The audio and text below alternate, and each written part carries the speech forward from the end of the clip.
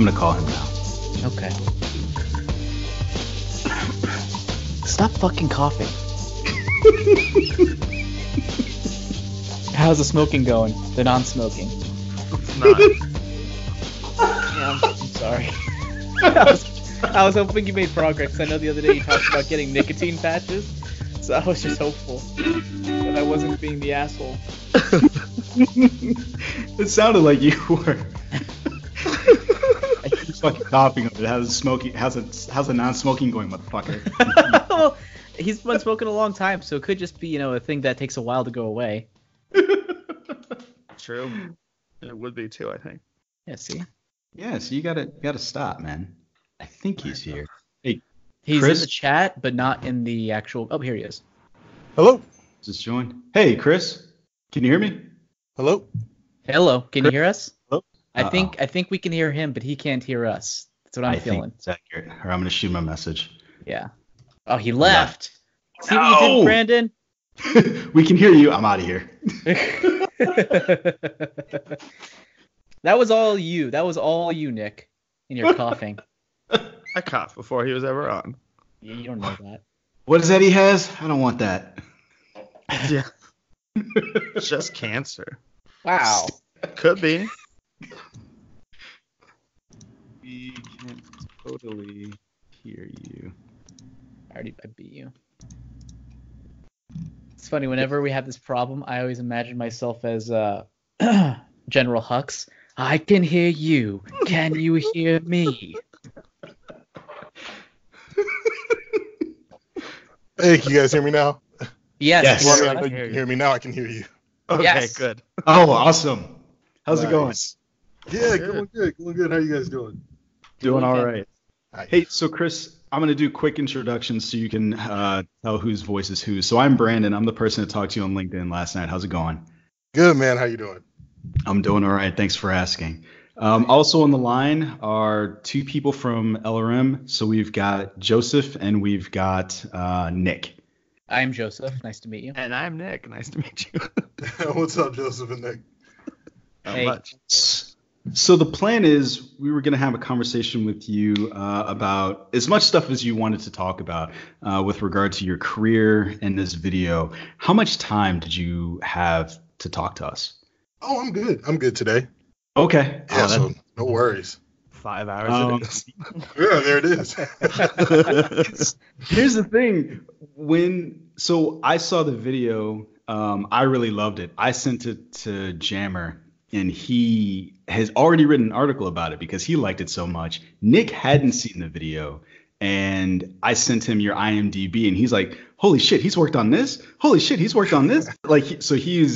Everybody here is excited to talk to you for different reasons. Nice. So I'm glad you have time to talk to us. So do you have any questions for us before we get started? Oh, geez, none off the top of my head. Yeah. Okay. But yeah. Well, I guess yeah. Like, how long you guys been running the site? Let's see here. So that's Jammer. You go. I have been. Fuck, what year is it? It's 2019. 2019.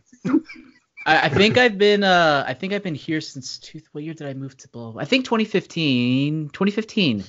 Since Nice. I've been writing with the site, and then I've been editor-in-chief since 2017. So about a year and a half or so. So yeah. God, How damn, I old feel is the old. site though? The site is old. The though. site's old It as used shit. to be Site's- Latino Review. Yeah, site's like 2001 or 2002 status. It's like its first big story was Tobey Maguire It's live. running no after the way. bus in the first Spider-Man movie. So that was like how we got our big start back in the industry when the rise of fan blogs started popping up. That's cool. That's cool. Yeah, because I thought so. Because I was like, I remember this site from like way back when. Mm-hmm. It's been around. It's just an old one. It's basically a grandpa site. I mean, Yeah, not right? like we have grand people on it, but you know. Right. Why not? We don't like old people. Fuck those guys. Who Okay. does? I mean, come on. How funny, they're always coughing, Nick. I'm not old. So, and I guess continue on with the introductions. Nick, how long have you been with the site? 3 years? 3 years. No.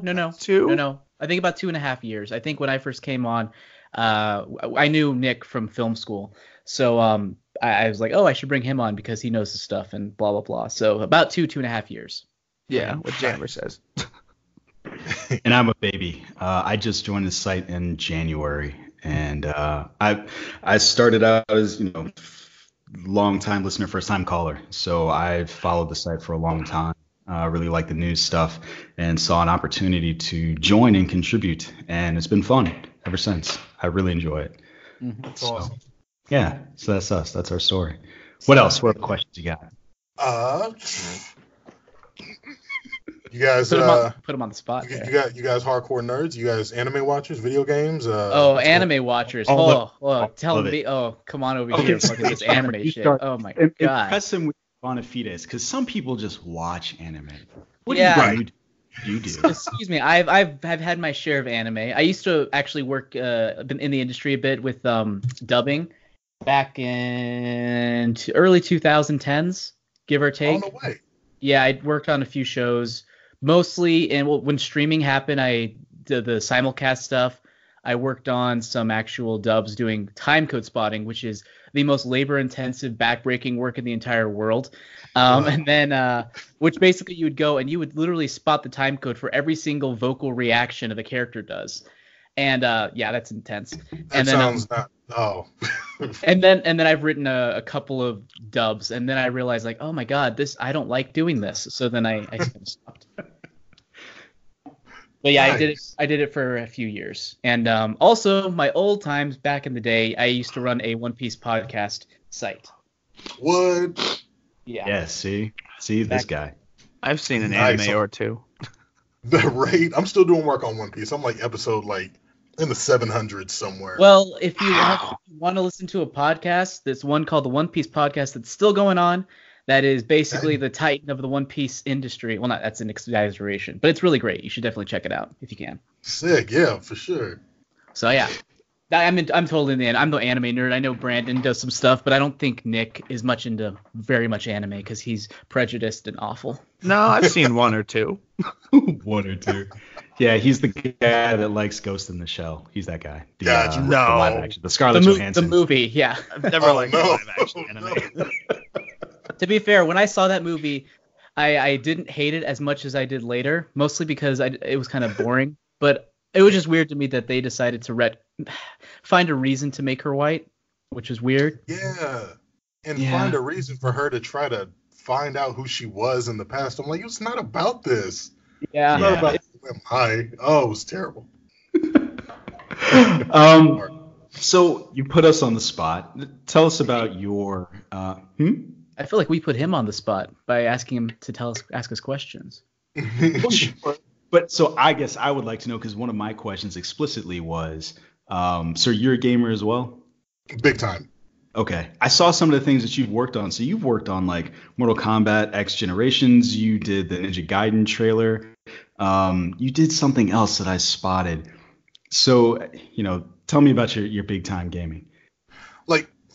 Oh, geez. I mean, I've just been a gamer all my life. And the way that I was able to get into that is that I saw an ad back in 2010 for a video game editor and game capture artist. Like people that actually go into the games and, shoot footage within the games and, to make their trailers and everything. And I replied to that and, said I've been out in LA at least 4 years by then.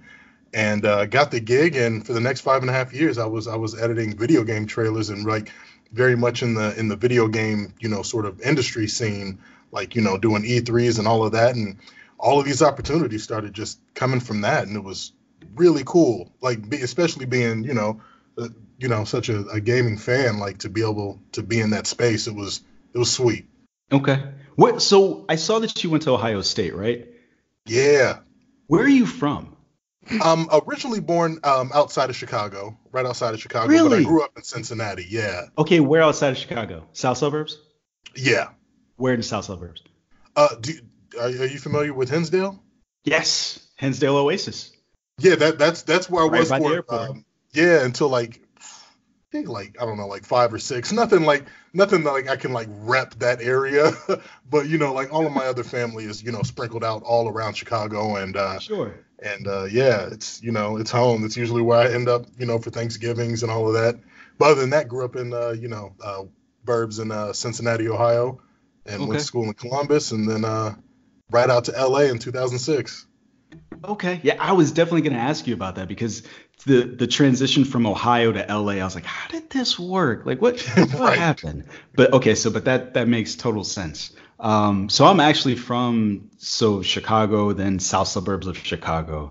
I went to high school in Flossmoor. So I don't know if you know where that is. Yeah.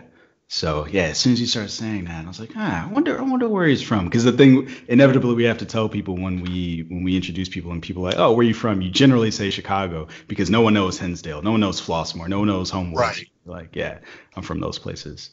Nice. So one of the things I wanted to start out by asking you was, what prompted you to make these videos? So they're kind of like this viral smash sensation. I saw today on one particular tweet. This tweet had 2 million plus views. Yeah, I saw that. Tweet. And there's just nothing but praise. I can't tell you how great it was to see that video, see how good it was. And then you kind of hold your breath for a second as you scroll down in the comments, and people are just loving it. What was it like for you? Yeah. Okay. So what was it like for you to see that? I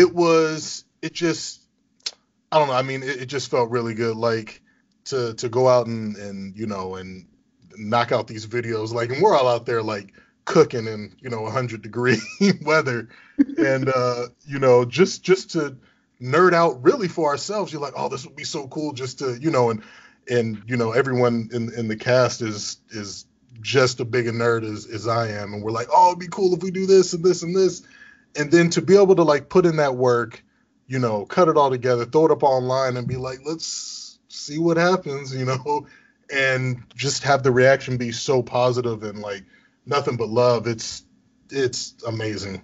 It's amazing. I mean, it's honestly what makes us want to keep going. Yeah, I've had Sorry, go ahead. Oh, I've had so we watch a lot of stuff in movies these days, right? And a lot of times, a lot of the magic for me is gone. You kind of understand, if you have a basic idea of how VFX work, you can kind of understand how a lot of this works. But looking at your stuff on the My Hero Academia videos, inspired videos rather, I look at it and I got that feeling again. I'm like, how the fuck did he do this? Like, how is he able to do these things? Like, I was looking at it and being like, okay, how? Like, it's one of those things where I just don't know where to begin asking questions because of the way it was shot and the way you put the VFX together. So I don't want to ask how, because that could probably go on for a million years. But I guess I do want to ask how. Okay, totally ask how. Sure. My question for you is, so pretend like I'm dumb. So when I looked at what you did, there is an artistry to what you did, and if you gave me a camera and a camera crew and were like, hey, go do this, I couldn't do what you did. So what I'd like for you to do is just break it down for us in as much detail as you want to, and with regard to like costs, planning, choreography, like break it down like I'm an idiot. It'd probably shock you more than anything. Like, okay, so on Monday, me and Guy, Guy De Silva, who's the lead, he's our backpack hero. We're sitting around my room, and I had been home. I just got back from London. That's where I've been the past 4 years, pretty much the new Hollywood. Weird enough, but been home for a month, and I'm like, oh, I want to shoot something, like, because like as fun as it is being in the industry, like the most fun stuff is making your own stuff, and I'm sitting here, and Guy's like, yeah, we got to do something, and I'm like, okay, what if we just do something super basic, just a minute, like maybe a minute and a half long, nothing longer. Let's not get in over our heads. And I start browsing through songs, and I'm like, I've always wanted to do something to this track, and I pulled up the Hero A track from the My Hero soundtrack, and I'm like, oh, it'd be so sick if we use this, and then we just started riffing, and Guy's like, yeah, it'd be cool if like, we just make it like, we try to do something from, My Hero, like, like a style fight, and like I have a backpack. He was like, it'd just be cool if I start the fight off, throwing a backpack. Like, which was a nod to one of the first sequences that we see the main character from My Hero, Deku, step up and save his homie Bakugo. But Right. and I'm like, okay, that's cool, but like, what is it? And then I'm like, yo, let's just make you teleport to the backpack, completely 100% inspired by Minato from Naruto. Not sure if you guys are familiar with that with the ninja anime epic that is that franchise, but it's freaking awesome. And I'm like, okay, let's just do that, because I feel like I can do that character's sort of power set convincingly and not like have like a crazy ton of VFX. And it's sort of and literally this is like within an hour of us just hanging out. He's like, okay, all right, well, let's, like from there we started getting, we got Nathan Peoples, our sort of, villain for the first part. And we're like, all right, tell him to come over. Let's just start plotting this out. And I plotted it out to the music, so everything, lines up. That's usually how I like to approach my filmmaking, because it helps me staying within the guidelines and not, overshoot. And everything's planned out to a certain, music cue or music beat. So Nathan rolls over. We start figuring out the choreo that night, and the next 2 days we're out at the park shooting. No really budget. We're just, like other than lunch, other than that, we're just out there. Everyone shows up in their own costumes and, wardrobe that, sort of represents the character. And 2 days shooting, about 6-hour days each. And then I edited the next day on Thursday and had it uploaded that morning. Wow.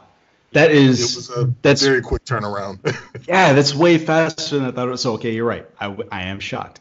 I had no concept that you guys would be able to conceive of and put together something that professional that quickly.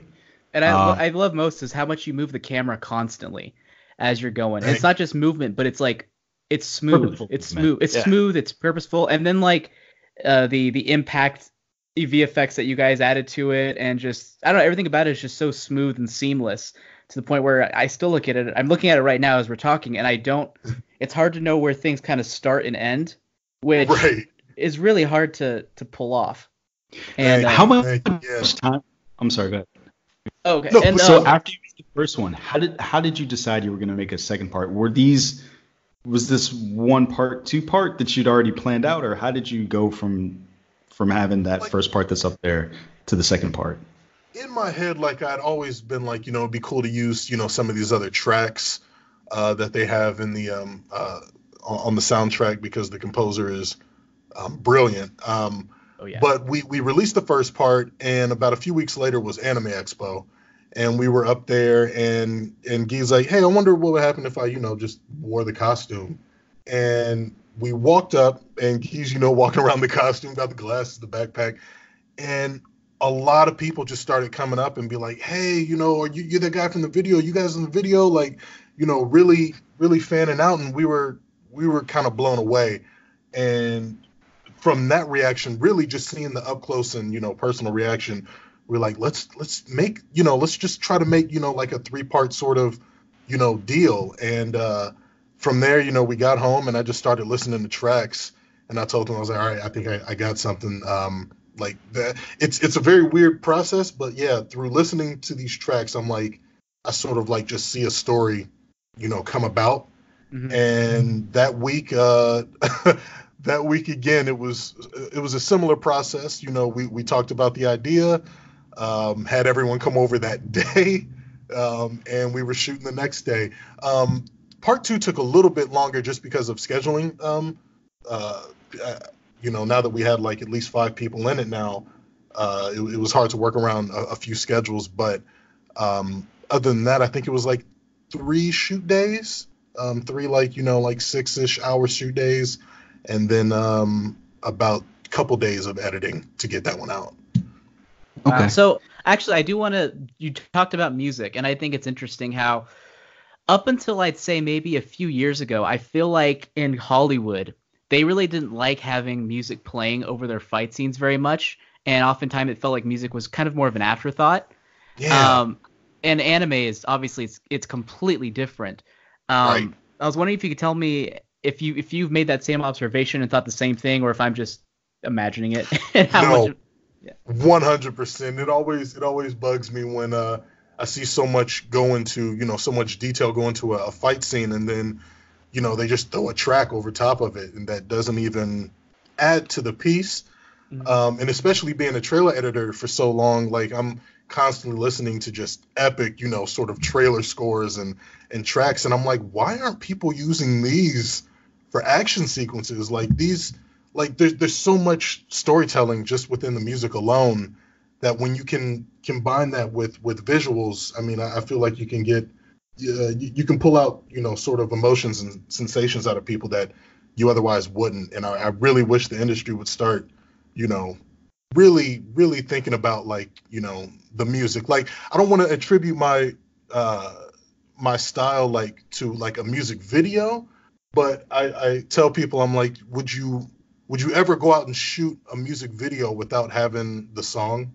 Like, that's how I approach my fight sequences. I'm like, I need guidelines, and I need like a rhythm, and I need like a flow, and I find that through the music. So what is it about that? So what Joseph is asking about, the hesitation of Hollywood to utilize that kind of music, and even the style of choreography that you use isn't something that you see commonly in Hollywood. I feel like we're still kind of in the era of the Matrix, right? That's still a lot of the style of fight scenes that you see, and maybe slightly more evolved. What is it, having been in the industry as long as you have, that's causing that? Honestly, I think it's the lack of. It's hard because I don't want to call out the industry and say it's a lack of respect, but like I'm trying to find the right word. Just because there's not, when it comes to a lot of action sequences, especially fight sequences, I found that the industry doesn't give typically what I think is enough time to allow the filmmakers, allow the directors the time to make a good sequence. Usually, you have a lot of time for dialogue, a lot of time for acting, and then they're like, okay, well, we've scheduled you guys 1 day, 2 days to film this. And like when I'm doing something like like the UALA, like 1 or 2 days, that's a lot of time for us to do stuff. But on a movie set, you're moving lights every setup. You're lucky if you walk out of there with like 8 shots a day. Like I've been on some sets where we're walking out with like 3 shots a day, and I'm like, oh my god, like this this is brutal at times. Wow. I feel like maybe it almost sounds like it's they just don't know how much goes into it, and they're like, well, they pull it off, so it must be fine the way we're scheduling it. Exactly. Exactly. Like, sadly, a lot of times they a producer will read a script, and as soon as it cuts to action, they're like, all right, that's just fluff, like blah blah blah, let's get back to the acting. And it's like, no, like the reason why The Matrix stood out is because of how much time that they put into that aspect alone, of the movie. So much training. Right, yeah.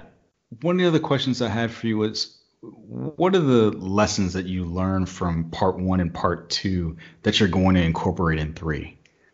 Because that starts shooting soon, right? Right. Yes. We're starting to shoot that next week. And I guess the lessons. Oh, what lessons have I learned? I learned nothing. It was perfect. It's like, I learned I'm really good at this stuff, so I should keep doing it. I mean, like, really, like, I don't want to like give anything away, but like there's I'd say more than a lesson, there's a goal for me to hit in this next video, and there's an emotion that I want to pull out of people that the anime does so well, and that's the goal that I'm giving myself, and I can't say what it is without blowing it, but spoiling, yeah, absolutely don't.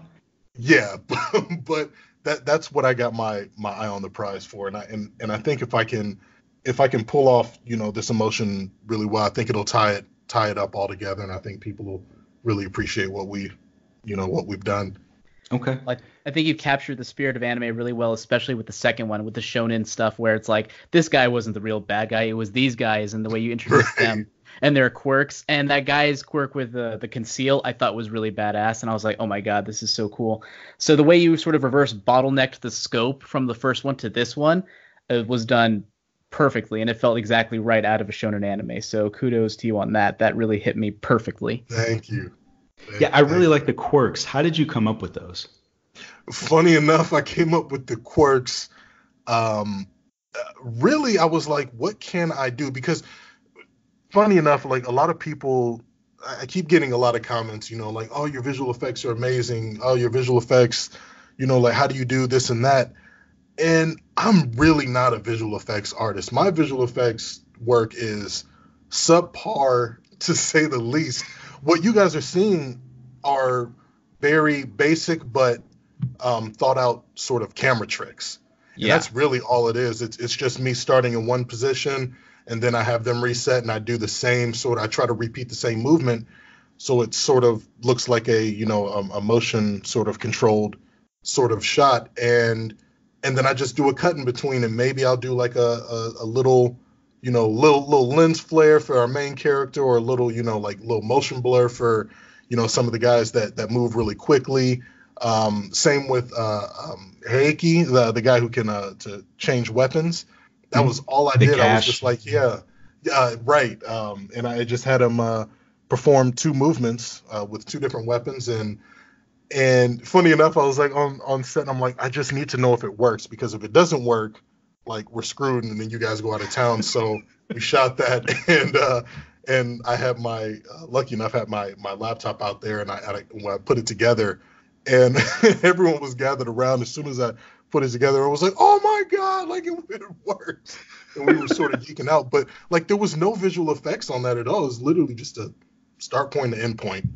And I'm trying to get back to my point.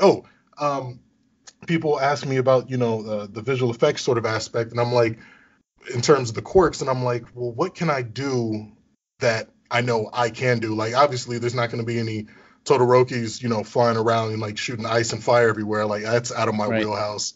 Cannot do that. So I'm like, all right, well, I know I can do, who's our guy? The guy who has the super speed and, with the burst joint sort of quirk. I was like, that's sort of another play off of our main characters, like, in terms of in his wheelhouse, what it takes for the visual effects, just, camera tricks, as well as Heiki. They're all just camera tricks, and with a slight sort of variation of effect over top of it, but very quick. And and then to tie it all together with our main villain, Vale, I was like, let's just give him like something that won't break the bank, and something that still works like in a strong story wise, but I don't have to do any crazy visual effects for it. And I'm glad that was the one that I was most nervous about. I was like, I hope people aren't like, oh, lame, like, what a cop out. No. Like, I want to see something crazy, and people have really gravitated towards Vale. So I'll tell you from my perspective what made that power work. It was the shot where Guy is on the ground and he's screaming somebody help, and when the camera pulls back and you see that he's behind this veil, that scream and then the sudden silence, I was like, oh, that's pretty slick. Nice, thank you. That's a very creative quirk. I like that. Yeah, I think that was my favorite too. But yeah, I noticed the camera tricks for sure. Like, it is really just a lot of really competent camera stuff. Do you guys have like a Steadicam or a dolly that you work with? No, funny enough, I posted on my IG, but I just have a tiny little gimbal. Like, I'm usually working with big cameras all the time, and I'm like, big cameras are obviously, they look amazing, the quality and everything, cinema ready. But I feel like they're somewhat limited in terms of the motion and the movement that you can do with them. So when I got back, I was like, I just want to, I had already bought this small rig. The camera that I'm shooting on fits in my pocket. Like, it's very tiny. And the rig, the little gimbal, is no more than, I think, maybe 14 inches.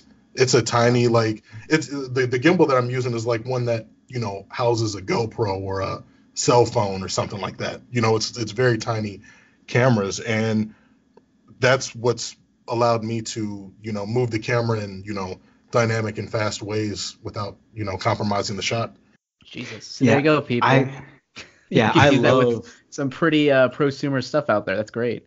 Yeah, I love that the scaling down of technology has allowed people who have had somebody like you who has vision, but now the tech has just gotten to the point where you can stick it in your pocket and walk out to a park with some friends and do what you did as long as they have the talent. Right. That's super impressive. Yeah, it's an exciting time. I'm almost jealous of all these other kids in high school and younger. The amount of technology, that's at their fingertips these days, especially for filmmaking, is insane. I mean, I would have killed to just even have my cell phone back in junior high to make films on. I mean, like, everyone's shooting at 4K, on a cell phone in their pocket. It's crazy. I remember growing up in the 2000s in high school, and we shot on mini DV, and I thought that was spoiled. I thought I was spoiled back then. I mean, I was, don't get me wrong, but I thought I was super spoiled. So what did get you started in this? Let's see, like, it must have been, it was early 90s. I must have been like 10 or 11 years old. My dad won and this must have been like when I was like 7. My dad won a raffle, and he had the choice between a small little TV, like, a little black and white TV, and a home video camera. And he got the home video camera for, like Christmases and all of this stuff, all the family events. And after a while, I started picking it up and playing with it, and started doing stop motion videos with my Ninja Turtles, and and then I started doing, like, funny, goofy, sort of comedic, very stupid videos with my friends. And then I met another filmmaker in junior high who had, the same aspirations as me, and also he really inspired me because, I looked at him, I was like, oh man, like he's ahead of the curve. Like, he's doing advanced stuff. He was doing like the dual VCR tricks for editing, and his name's AJ Rickard Epstein, and another super talented DP director out here. And this is in 7th grade I met him, and we grew up together, went to different colleges within the same state, but we were driving, to each another's, college, making films. And then we made the move to LA, and we just never really lost, sight of it. Like, we just were in love with filmmaking, and still are today. And So as you were growing up, what were your top influences? My influences really were games. I really wasn't like, I had like a few movies, like, like classics, like my favorites are Independence Day, Robin Hood Men in Tights. Nice. The Matrix. But other than that, like, I really didn't see a lot of movies. So when people are asking me my influences, have you seen this, like this classic or this classic? I'm like, no, like I've seen a few, but I really haven't seen a lot of films. And then in 2007, 2008, a buddy of mine showed me the Cowboy Bebop movie, and I was like, what is this? He was like, just watch it. And I was like, okay. I was like, but I know there's a series. Should I watch the series first? He was like, just watch the movie and see what you think. So watch the movie, and after it, I'm like, this was sick. What the heck? He hands me the whole season, and he's like, yeah, just take it home, watch it at leisure. And I brought it back the next day, like, done. I was like, what is this? I need more of this. I really wish I'd gotten the anime early. Like, a lot of my friends were watching Dragon Ball growing up, and it just didn't click. Maybe it was the English dubs. I'm not sure, but like, it came off a little rough to me. And now that I'm such an anime fan, I'm like, now I got to do my history and watch, like, the Japanese Dragon Balls. All of One Piece. Exactly, right. I got some catching up to do. But as soon as the anime influence hit, and to be honest, the first film that really did it for me back in 2003, 2004, I think was the year, was Final Fantasy Advent Children. When I saw how they approached their action design, I remember telling my friends, I was like, I want to shoot like that. I was like, I'm not an animator, but they're doing like stuff that makes, the camera look like they're doing like impossible moves with the camera. And I was like, I really want to do that. And, it was sort of a lull for a little bit. I was trying some tests, and then I got introduced to anime, and it was on. I was like, all right, let's go. Yeah, the Advent Children thing, I totally get that. Like, my mind goes to that fight in the church with Tifa as right. sort of one of the big set pieces I remember, as well as that when they're throwing Cloud up into the sky one by one, right, in a really over the top way. That was pretty cool. Yeah, that changed my world. I was like, what is this? You can do this? Yeah. What are some of your favorite anime shows out there apart from the ones you just mentioned? I have to ask that.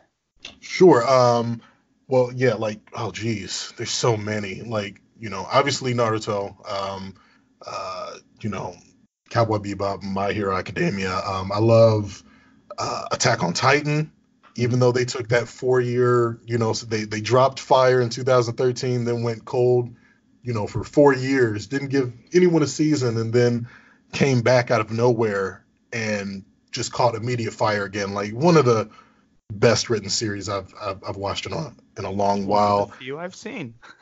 Yeah, nice. You watched all of it? Nice. No, I watched as much as with the girlfriend I was with. You got to catch up. It's always about a woman. It was, yeah. Space Brothers. Not sure if you guys heard of that. Oh, I love Space Brothers. Right? Yeah. So good.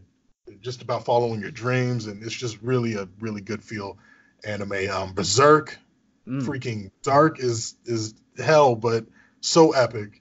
I'm trying to think. Like, there's just so many.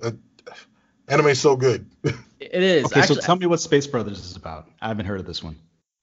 Space Brothers is about two brothers, an older brother and a younger brother, and as they were kids, their dreams were to become astronauts and and follow their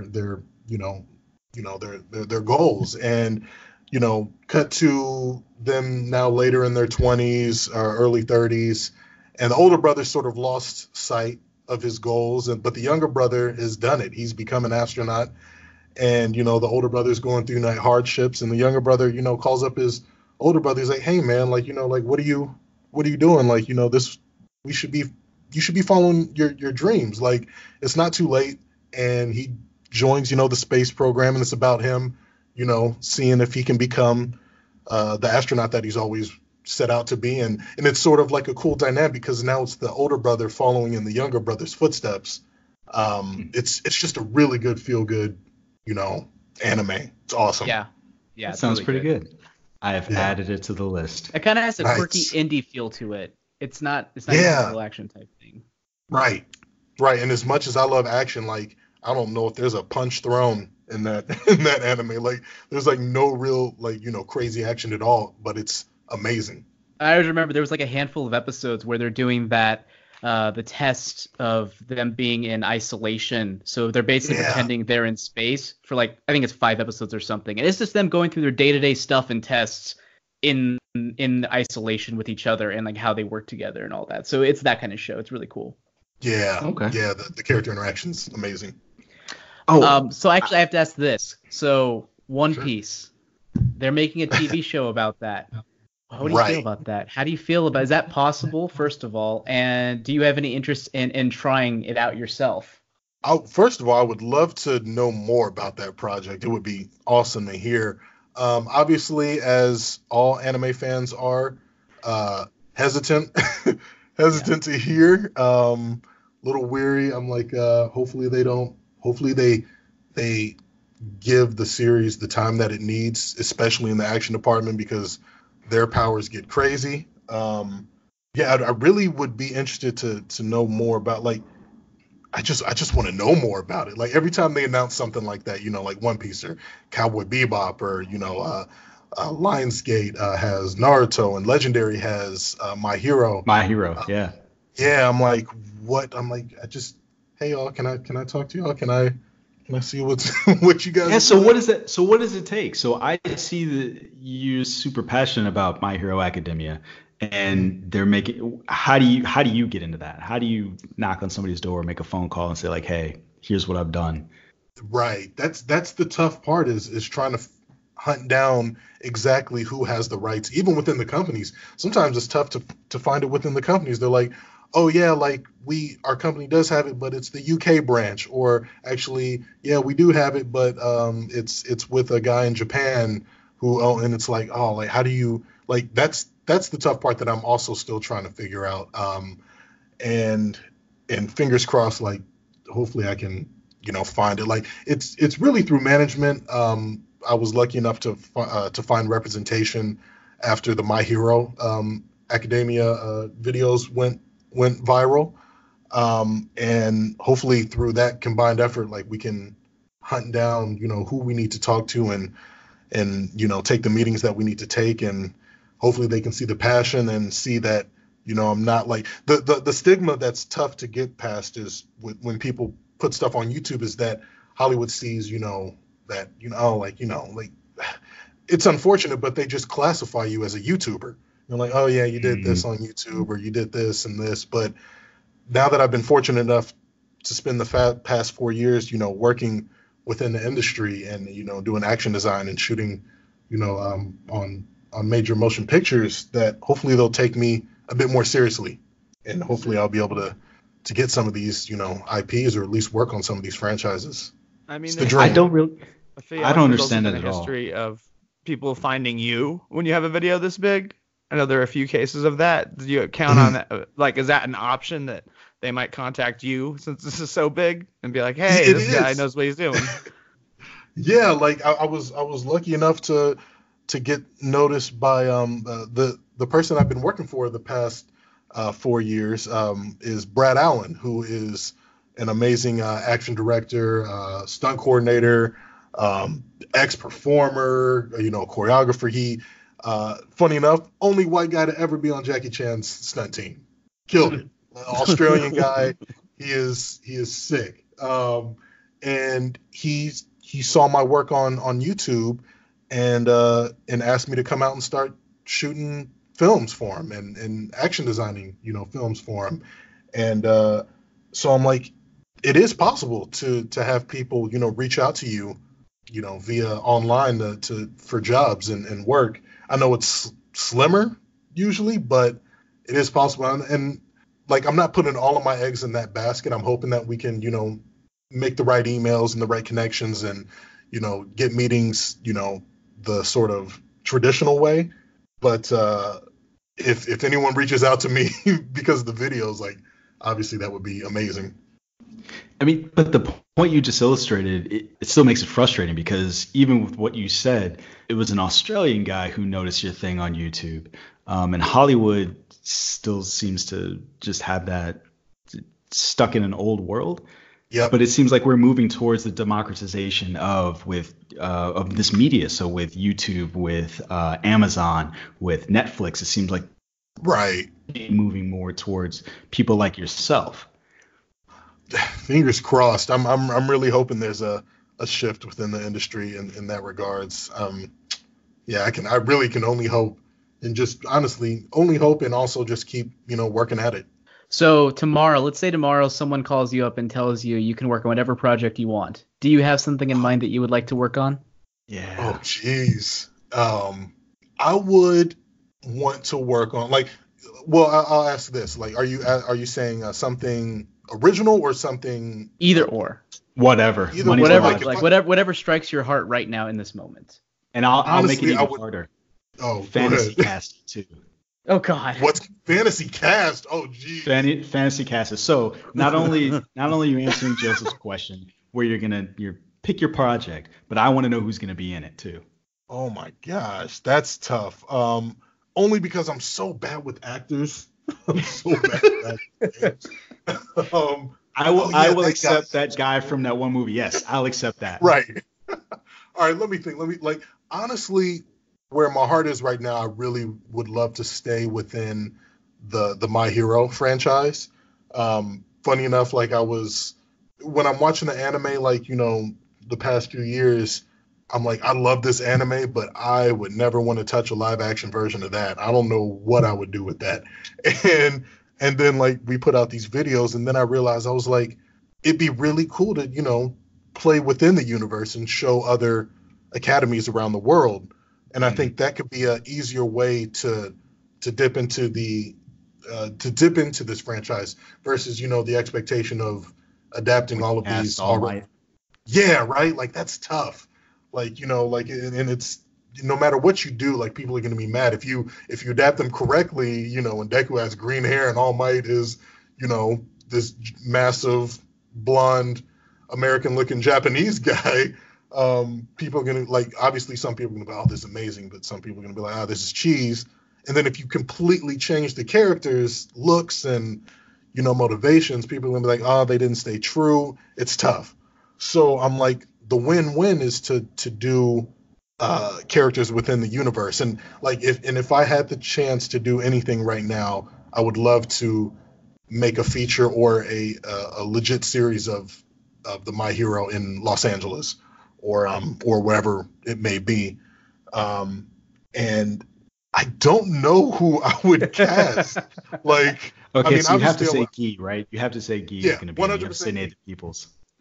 Yeah, because people gravitated towards his character and they love the backpack quirk and everything. And but I know one person I know I would definitely bring on is the composer. And I wish a lot of Hollywood adaptations would start looking more into that. Like they'll take the franchise and then they'll completely do their own thing, and they'll bring in like a Hans Zimmer or something. And no disrespect to Hans Zimmer because he's freaking epic and his music is amazing, but you sort of lose that connection with the franchise that I think Japanese composers bring to whatever they work on. And it feels so different too. Yeah. Because the composers, their stuff I feel like is more melodic than a lot of American stuff. It's less of a beat by beat to whatever's going on screen and more of just like, this is the song and the stuff happens to go to it. Right. It's such a different, and I've always tried to pinpoint what it is about that too. But yeah, it's just something and it's not like there's more heart put into it, but I don't know what the word is, but the music that you find in anime is just it pulls at emotions, all kinds of different emotions, and the way that they put video to that and put their their panels or their slides or whatever stories that they're telling to that music, changes the game. So I would 100% bring on the composer day one. I'd be like, please just start making epic feature music so I can start planning epic fights, please. Yeah. And I'm totally going to throw in, something about. I like how you're casting his stuff for him. No, not that. I was just going to say I'm going to be the social justice warrior because one of the things that I like about anime music is the diversity. And so you brought up Cowboy Bebop. So Yoko Kanno, her music is amazing. Amazing. And then to talk about an American, Shirley Walker from Batman the Animated Series, from what I remember being a child, even though Danny Elfman made the bass music for that show was inspired by, she took it to another level. So I think to the point that you said about, everyone wants to use Hans Zimmer or someone like that, it'd be nice if they opened up a little bit and took a look at some of these other people who definitely have a connection to the music and just bring something completely different. 100%. But now you guys got me thinking. Now I'm going to be thinking about Dreamcast. If we Yeah, absolutely. That's something to think about for sure. How do you know he? How do I know? Just from being out in LA. LA's what I didn't realize is a popular spot for a lot of stunt performers and choreographers, and a lot of guys come out here. There's a big gym down the street from me called Jam, Joining All Movement, and it's just a popular spot. A lot of performers go up there and they're training, and it's just this really big central hub. Before that, it was this place called White Lotus. White Lotus essentially became Jam, but as I got out here, I started meeting a lot of performers and reaching out to people on YouTube that were putting out reels and stuff, and then slowly began to realize whoa, there's a really cool tight-knit stunt community out here, and everyone's thirsty to make vids and collab, and And I met Guy, I think, back in 11, I think, 11 or 12, maybe even earlier than that. But just as another one of the stunt performers out here. Yeah, no, definitely like 2010 or 11. Okay. So here's the reason why I ask. I saw a video interview of him, and he was talking about so he's a huge Dragon Ball fan, and he just talked about how that was one of his big influences. And he's also worked on things like he was in Civil War, so he did some of the stunt work as Black Panther. And so that's very cool that you and he were able to get together, and both of you seem to be working on projects of escalating scale, just like these really big things that are super cool. When people when you name drop, like, yeah, I've worked on, Han Solo movie, and I've worked on The Witcher, like that's right. It's just, you're in a whole nother level. Appreciate it. Yeah, that's what's been a lot of fun, is because what's fun about this community is that we all started from, essentially, we got our jobs because of the internet. We're sort of the stunt generation that broke in just because of that platform. We're like, no, let us in.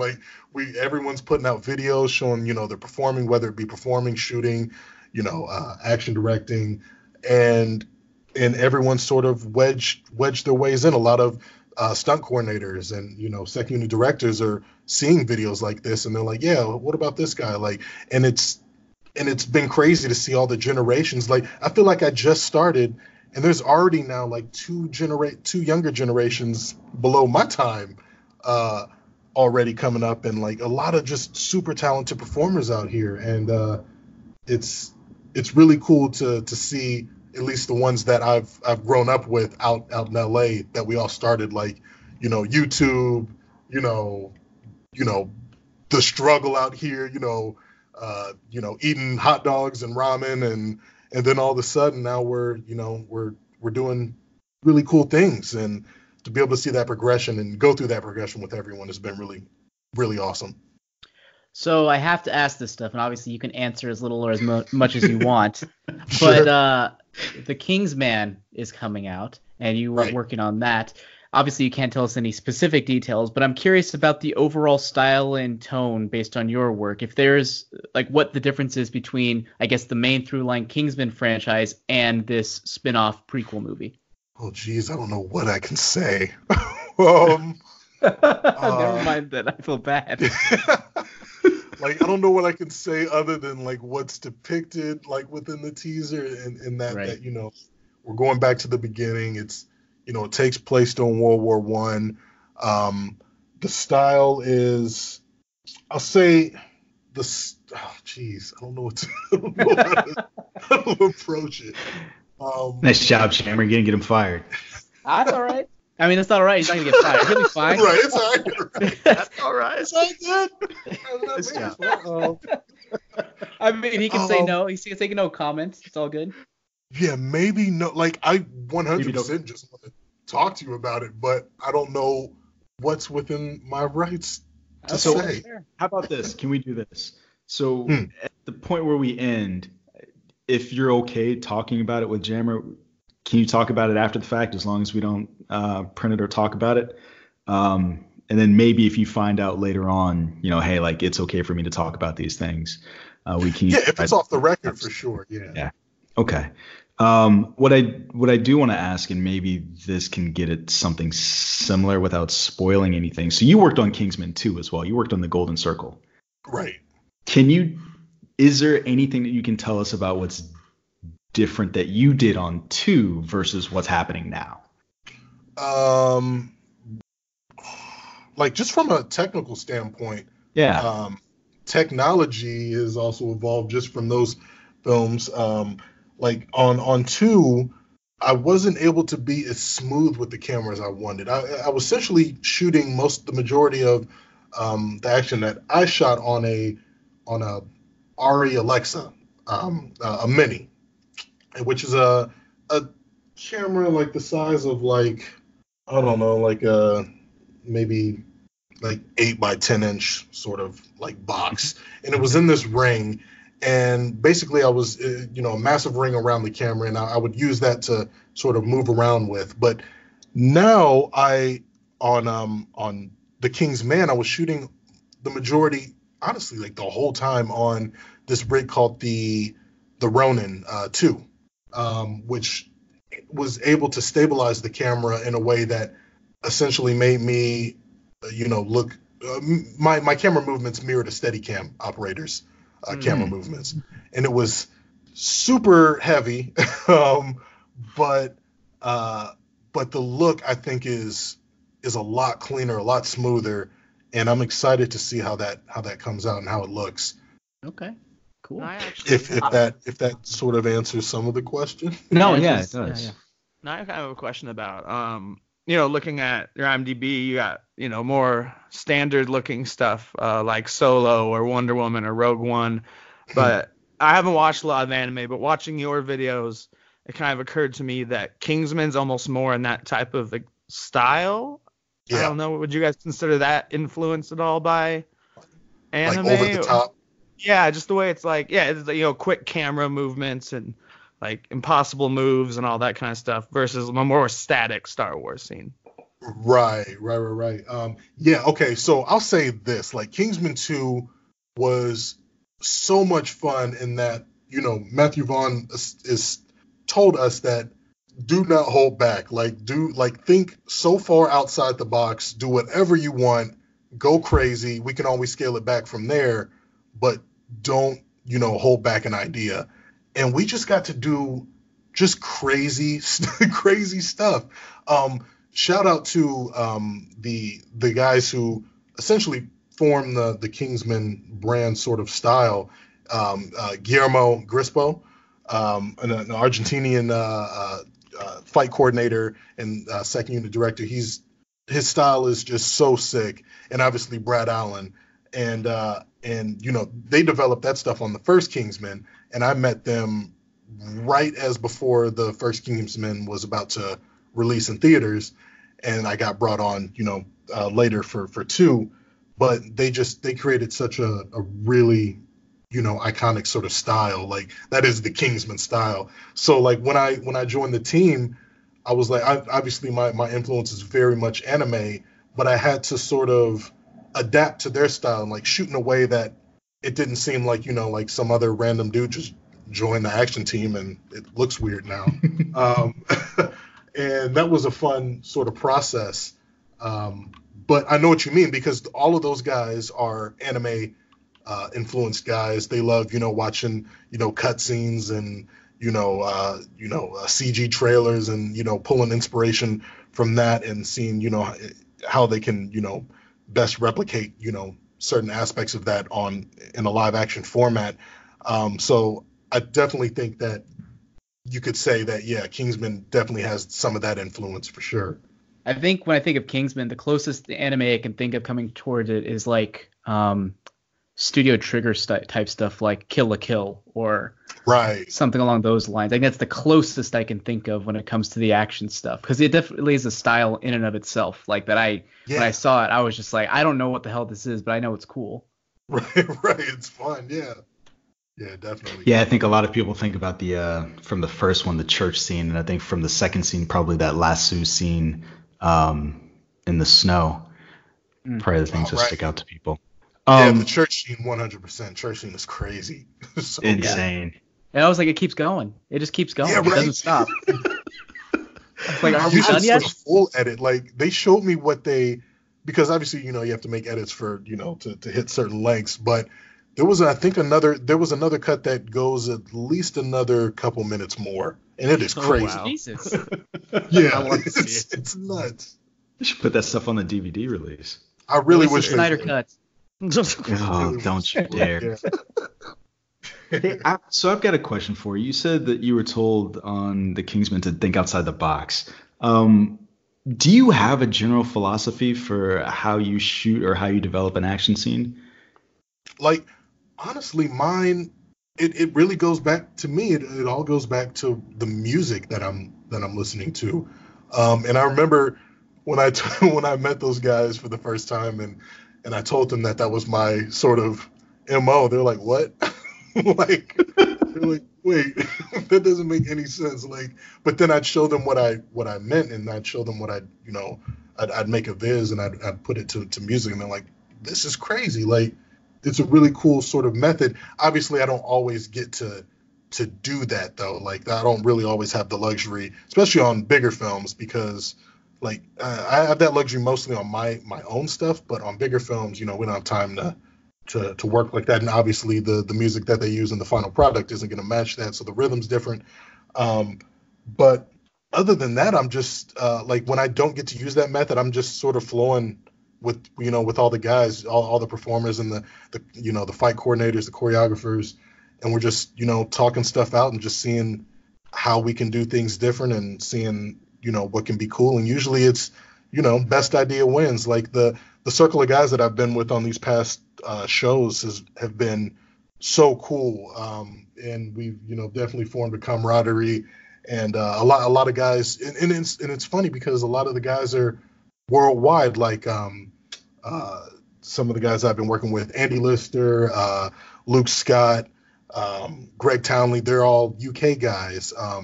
Darren Knopp, David Knopp, French guys, Brendan Hewer, Mickey Facinello, myself, all based in LA, Guillermo Grispo, Argentina, Max White and Young Lee, Canadians. Like, we're all like this sort of multi-international, sort of squad that always keep assembling on these films, and we just have a really good workflow. So speaking of international, I had a question for you. I saw this on your IMDb, and I'm curious if this is true. So before I saw your video on UALA, I saw another video that someone posted, and it was called Bahubali 2. Right. Did you work on that? Oh, Bahubali 2. Bahubali 2. Was that? Yeah. You worked on that? I did. I got to action design. I created a stunt viz for the final sequence between him and geez, I don't want to mess up his name, Deva. But it was a cool experience. Like, I wasn't there on set and I wasn't shooting, but I was able to turn in my stunt viz and to them, and they would pick and choose certain bits from it, and to actually go and see the film when we did and see them replicating the shots and the edits, like, we were geeking out. It was really cool, because that was an epic franchise. Those two movies are crazy. The clips that I saw were completely insane. And so the follow-up question I had for you is, so earlier we talked about the fact that Hollywood, some of the things they just don't seem like they're ready for, like they're ready to do. Bollywood, on the other hand, the sequence that I saw, it was guys getting on a tree, and the tree right. launched like 7 guys into the air. They got their shields together and they formed like a phalanx and slammed into a wall, and then like tens of hundreds of other people did. And it was like, this is completely nuts. It's nuts. I can't take credit for that. I didn't know the sort of scale. Like, I didn't know we could go that wild with it. And right. When I saw it, I was like, no way, this is crazy. Like, the director definitely has fun with that. Yeah, I remember when that movie came out, and because it popped up randomly on like the top performing box office movies, because internationally, worldwide, it performed pretty well, and I was just like, what the hell is Bahubali 2? I'd never even heard of Bahubali 1. So then I looked up stuff and I was like, oh, okay. So yeah, that makes sense. It's it's not in the U.S., it's Indian, and it's huge over there because they have a gigantic industry that we don't know about on any level a lot of times. Right. And yeah, that director, he's awesome. He's also a big fan of anime and like stylized sort of sequences, and it shows in his work. It's awesome. So what's your overall hope, your end game in the industry? Do you want to become a director mostly, or what do you hope for? What are your hopes and dreams? My hopes and dreams, my goals are to become just a really awesome action director, and being able to, and not just like a second unit director. There's a difference that a lot of people don't know. There's on movies, there's the main unit director, and that's the director that you see in the credits, directed by James Cameron, directed by Christopher Nolan, et cetera, et cetera. But when it comes to the action, some of those directors do their own action, whether they should or not, whether they should or shouldn't. Yeah, we've got thoughts on that.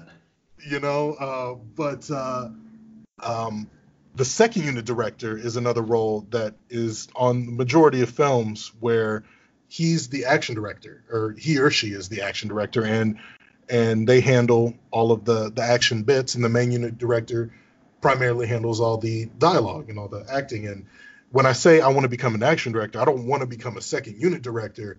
Like, I want to become a main unit director who's just, who's also doing his own action.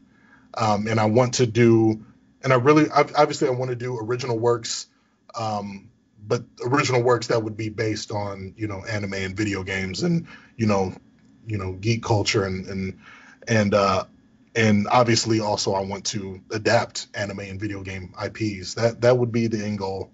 Okay. What's your top video game IP that you want to do? Oh, geez, probably Street Fighter or Tekken.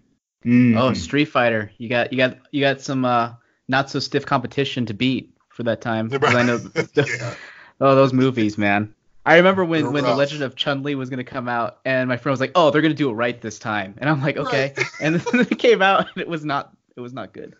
The cartoon is pretty good. What?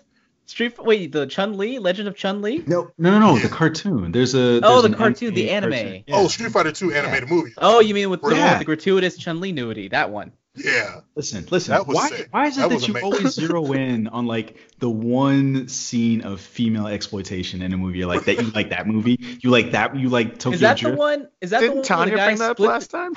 No, so I said I like Tokyo Drift. He's like, oh, the one where the woman says, oh, you can have me, and now you're like, oh, the gratuitous. Listen.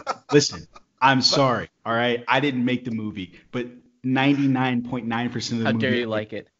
Was that the one where he split the T-Rex in half, where he pulled it apart by its mouth? I don't remember that. That's the one where. I think you're making that up. I don't remember that. That's the one possible. At the end where Bison fights Ken and Ryu, and somebody says something like, "Hey, I'm gonna kill you for what you did," and he's like, "Listen, at some point in your life, you thought that this was like the worst day in your life, but for me, it was Tuesday. Like, I don't know who the hell you are." Right. For me, that was the Street Fighter movie. Oh, jeez, that was rough. Oh wait, was that a line from the movie? For me, it was wasn't that the Raul Julia line? That was the Raul Julia line. I completely screwed that up. Oh no. Oh, that's horrible. Those things are melding in my mind. I need to go back and watch this movie, the cartoon. Yeah. But yeah, the only thing good about the Chun-Li movie was Kristen Krug, because she's gorgeous. Mm-hmm. Only reason I watched Smallville. Okay. But other than that, it was rough. Yeah, it was. I was very disappointed in that movie. I had one more question. What the hell was it? Actually, I don't remember. Sorry, Jen. You can go ahead. There was a message that you put at the end of one of the videos, and you said something like, "It feels really good to be able to shoot your own stuff." What was that message about? What did you mean? It's just really about just working. When you get into the industry and you're working on features, you start to realize how much of a business it is over art. And that part, like, obviously, still completely, grateful for the opportunities and obviously want to keep going. But from someone who had been making their own films, prior to on YouTube and Vimeo, whatever platform, and just being able to do stuff for the art's sake and never about the money. Like, we've never monetized anything on the YouTube channel. It's all been just for fans, by fans. And then to go from that sort of setting to one where it is 100% a business, and sometimes it can get a bit cookie cutter, and it was so refreshing to come back after 4 years, because I sort of just got lost within that and, got complacent, and I was like, no, I need to be making my own stuff again. And to be able to do that and feel what that feels like, it feels really good to remind myself, like, why I got into this, to begin with. Mm-hmm. Okay. Yeah. What would your quirk be? Oh, geez. What would my quirk be? Good question.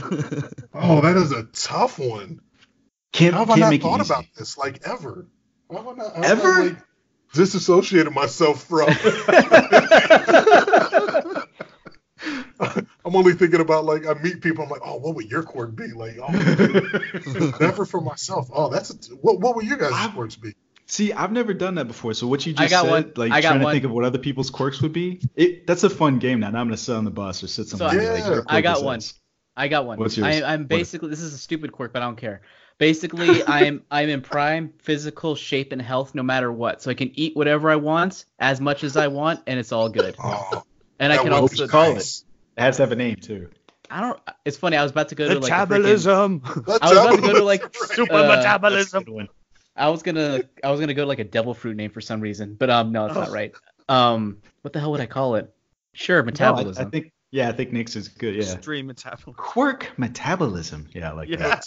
Metabolism. Hilarious. But also not just metabolize. Like I want to be able to like be in prime condition. Like I want to have muscles. I don't want to just be like eating and then be super skinny because my body is burning too much. Right. Okay. Right. It's a very Like specific quirk. Flash, or like, yeah. So what are you doing with this quirk? I'm just curious now. I can eat as many donuts as I fucking want. That's what I'm doing. Eating as many That's it? burgers. That's your quirk? Yeah, Just that's be a it. fat ass. Oh, be a fat ass and be super strong too. Yeah. Oh, it would be Okay. good to just eat whatever, whenever, however much. Like just imagine if you were like a stunt person on set or something, you could just eat an entire table full of food if you wanted to, and then be like, okay, I'm still feeling good. Let's do this scene. Right. Mm. I'm not mad at that quirk. Yeah. I'm not What mad about at you, that. Brandon? What about mine? I need a couple seconds to refine mine. Okay. What about you, Nick? What would you guys pick for me? What would How yours about be? Tektronic? And basically what that is your computer never messes up ever again. Yeah. I love Oh, it. you know what? Nice. It's basically like the Forge quirk from X-Men. So you can fix anything, you can build anything. Oh yeah. Yeah, So I do for that. those who don't know, Nick is infamous. His computer always breaks down at the worst times ever. And he's like, oh yeah, It's to buy a I can't- MacBook. yeah, you need to buy a Mac, dude. I already bought a new Yeah, computer. man. It's not a Mac. I can't afford that. I tell you, All the you're money you losing waste so on much computers. time and money on the times you aren't able to do stuff on your computer because it doesn't work. Yeah, I told my parents that, and I should fix the solution by actually buying a good computer rather than like a 2-year computer. But they're still the ones lending me money. So. Well, fair enough. Wah, wah. Hey, yep. Fair enough. Get that. Honestly, I think I would go, so without having to think about it too much, I think I would go with teleport. Because Yeah. so much of our lives are about traveling, yeah. sitting in cars, sitting on planes, walking from here, walking to there. Like if you could just be John DeLance, if you could be Q and just snap your fingers and be here or be there, I would love that. And it would be unlimited. So like let's say there's an M-class planet on the other side of this solar system, on the other side of the galaxy, I could snap my fingers and be there. I wouldn't have to be Okay. limited like Nightcrawler. I could just go wherever. Yeah, you like a blink. Yeah. I'm gonna add a better one to you. I'm gonna refine your quirk a bit more, okay? Let's say you're watching a scene from a movie and you're looking at that location and you're like, I want to know where that is. So you blink and you're there I at like that it. location in the movie. That'd be cool. Yeah. I like it. It's almost like, Then like yeah. you get there and then you're all disappointed because it was so like heavily, like visual effect. It's not as good as I imagined. Oh, this Yeah. is lame. You just end up in the middle of a studio that's being used Right, at the some moment. stage. You're like, oh. All right. 3 down. It's your turn, Chris. Okay, and it sucks because you took what I was thinking was like massive scale teleportation, like not being able to have to wait around. But okay, if I can't pick that, then I probably want to do something where I can I want to be able to just fly at light speed and have sort of durability where, like I could be out in space and be completely fine. Like, so I can like literally like travel the galaxy or travel wherever I wanted at light speed. I'd take that one just Yeah, because I want to that's a good see what's going on. Yeah. You know what's bad? The 2 black guys named Quirks, where they're like, I don't want to be on this planet anymore. I want to go someplace else. We're just trying, we're trying to get out of here, man. We're trying to go. I wonder what we're trying to say. You know the saddest thing is even with Chris's quirk, he can't really go that far. because of how long it takes to go anywhere in space. Like No. he can only go to like the places that we know for a fact are not inhabitable. He could Yeah, fly right. into a black hole. Just You bring don't a backpack and put some food in there.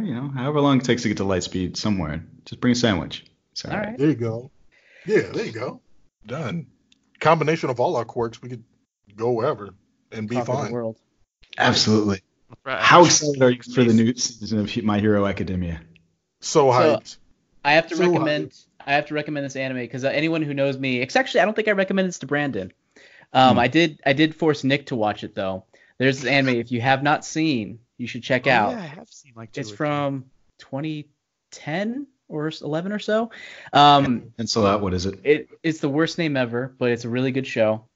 Puella Magi Madoka Magica. Have you heard of that? Putting my No. pencil down because I have no idea. It's usually you just said. pronounced Madoka Magica is what a lot of people pronounce it. Oh, I And- have heard of that. Yeah. You should definitely watch it. It's on Netflix right now. You Is should it? watch it. It is so good. It is. Is It it? has a really cutesy art style, but it is not cutesy at all. Pretty much, it was really cool because when it came out, it was advertised as like a traditional happy-go-lucky magical girl show. Like that was the advertising was for it, and then it was completely the opposite of that, and it just pretty much destroyed all kinds of people's emotions because of that. And so it was really ballsy of them to actually advertise it like that. But I highly recommend it. The story is amazing. I also recommend the movies if you can get your hands on those. The first two are pretty much a retelling of the 12-episode anime. And then the last one is like a sequel to it, which may or may not ruin your perspective of the show. But I still enjoy it for what it is because it took risks. And that's what I like in films. Nice. So, yeah, I'll put it in the chat just so that you know how to spell it. So you can look it Yeah. up, but it's great. Okay. Thanks. I appreciate it. I will take a look. Yeah. I've already looked it up. I'm looking at this girl with the pink hair right now. I'm like already on Google. Like, all right. No. There you go. Once again, don't be put off by the art style because it's intentionally juxtaposed to the content. Right. That's cool. Okay. So, listen, Yeah. Chris, to be quite honest, we could talk to you. Well, it's nighttime here. I could talk to you all night, and I'm sure everybody else here could talk to you all day. But I know you probably have other things that you want to get done. Did Nick or Jammer, did you guys have any closing questions that you want us to ask Chris? No, I think I'm tapped out. This is great conversation, though. Like, I agree. I could talk for days. This is fun. Nah, Heck yeah. I'm good. It's fun Okay. to listen to because I know so much less about anime than you guys.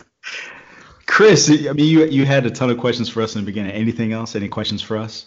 No, I'm tapped out too. Like other than Madoka Magica, any other recommendations? Oh, let's see here. Where to start? Agretsuko. Oh, Agretsuko, yeah. Oh, my sister watches that. That's It's the one about the hilarious. little, like metal Little red panda. parkour. Right. Yeah. Yep. That's good, huh? Yeah, it's I fun. love it. It's like a workplace comedy. Would you call it that, Right. Brandon? Yeah. Yeah. I think it's definitely, to me, it's definitely a comedy. Oh yeah, no, but I was like, it's workplace comedy. Like if I were to say workplace comedy, that defines it pretty well, right? Yeah. Gotcha, okay. So that's good. I It wanted to basically get into that. it helps. It's really easy because I was like, I don't fucking have time for that. And Brandon was like, they have like they're 15-minute episodes, and I was like, okay, well maybe I do have time for that. They're really short. Okay. So then I was able to get Just that burn out. through them. If you're into manga, are you into manga by chance? I am. I don't read as much as I want to, but I am. Okay, so if you're able to, and the sad thing is I think these can only be gotten a hold of in print because of rights stuff. Anything by Naoki Urasawa, who's done stuff like 20th Century Boys, Pluto, which is a retelling of like an Astro Boy arc from back in the day, and like really serious mystery form, is really great. So that guy is basically coined as the master of suspense in Japan. So yeah, highly recommend anything by him. And Monster, actually, Gosh. Guillermo del Toro, he actually had the rights to Monster, and I think him and HBO were trying to do some sort of thing, but I don't think anything came of that. Okay. I feel like that's all of Guillermo del Toro's projects. Yeah, it is. Yeah, right? Yeah. Give me Justice League Dark. Yeah, that's terrible. It's so bad because he's such a great creative, and it just seems like there was a period of time where all of these projects were getting announced, and none of them were coming to fruition. Yeah. That's just the business, I guess, where you just got to put a lot of eggs in different baskets and hope that one of them hatches. Yeah, I honestly feel like it happens to him more than it, and maybe it's just because I'm keyed to want to see his stuff. Yeah. But Right. Like when he was up to step up to do The Hobbit. Yeah. yeah, That exactly. was a frustrating period. Nuts. He wasn't doing anything for like 8 years, I feel like. And I think it's because he was just trying to lay all these eggs. That sounds weird, but you know what I mean. Yeah, well, true. What are the other ones that I had? Okay, so easier accessible anime things. Your Name, if you haven't seen that. That came out. Yeah, been wanting to watch that for years now and still haven't. I got to do that. It's great. It's great. Honestly, the director, I'm not a huge fan of, but everything, it seems like his entire catalog sort of culminated into that movie, where it's like he was trying to get certain feelings across for those other movies, but they didn't work for me. And then this one, I'm like, okay, you finally did it. Good job. I don't know where he goes from here, but he finally nailed it. And Summer Wars, which is from Mamoru Hosoda. He directed a Digimon movie, or a couple of them, and then he also did one of the One Piece movies. But he also did Summer Wars. He did The Boy and the Beast and Wolf Children as well, which I'm not a huge fan of either of those, but I love Summer Wars. All right, yeah, I've written down all of these now. Heck yeah. It's a lot of stuff to get through. I can't wait to see what you make after you've read and seen all of the things that Jammer's just thrown out. Yeah, and then someday when people are interviewing me, like, there's this guy from Latino Review he's a huge influence on my life, so. Right. He completely inspired the Agretzko fan film that we just put out.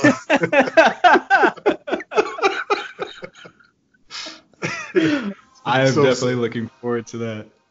And so, gentlemen, I think we can leave it there, and I'm going to go ahead and close out the show.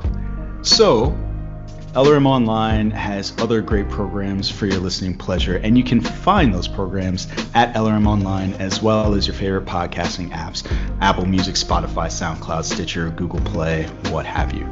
Chris, thank you so much for being with us on the show.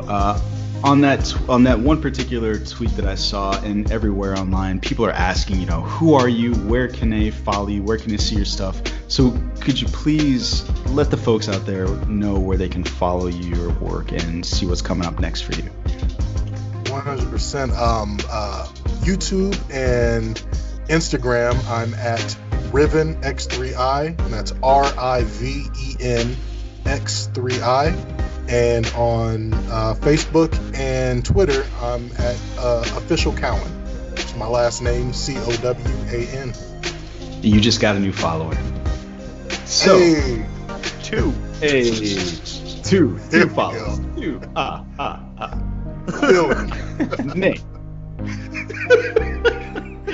Nick, where can the good people find you? I'm on Twitter at LRM_Nick, and I like to show up here on the show. What's so funny? I ask you the same show every week. Why do you have to think about it? I'm not thinking about it. I just like to put that cadence into it. And Jammer, where can you be found? I can be found on Twitter at JamTheWriter, and of course all of my film and TV writing at LRMOnline.com. See that? You see that, Nick? It's professional. This is too fast. No one will ever catch that. Oh, they listen to enough of them, they'll piece it together eventually. There you go. Just hit rewind. Just keep rewinding. Right. And you can find me on Twitter at Sir Jonesius, contributing to LRM Online, and of course, right here on Breaking Geek Radio, the podcast. Folks, as always, thanks for listening, and we will catch you on the next one. Hasta lasagna. Later. Oh, fuck, I fucked up your guys' thing, my bad. Fucked up the thing. God damn it, Jammer.